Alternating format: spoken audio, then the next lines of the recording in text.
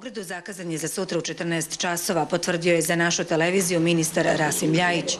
On je danas kasno popodne posetio radnike Partizana koji 12 dana štrajkuju glađu i razgovarao sa predstavnicima štrajkačkog odbora.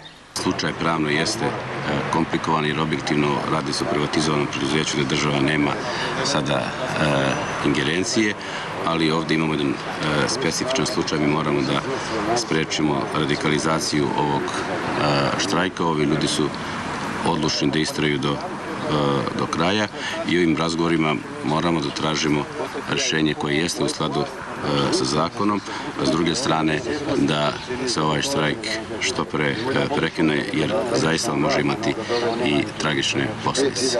Osim što je najavio sastanak u Beogradu, ministar Ljajić je također rekao da štrajkovi nisu dobri ni za radnike, ni za privredni ambijent u državi.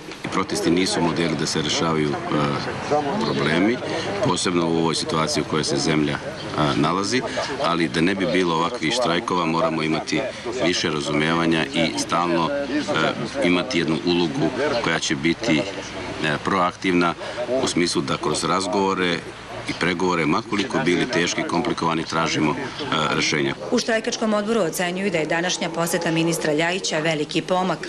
Oni također kažu da je hitna pomoć preporučila hitno bolničko lečenje za 3 radnika koji 12 dana štrajkuju glađu, međutim oni su to i pored pritiska porodica odbili. Danas je među štrajkačima glađu očajna situacija, neće da izađu iz preduzeća dok se ne namire njihove obaveze. Radnici Partizana koji štrajkuju glađu imaju problema sa pritiskom, srcem i sve češće haluciniraju.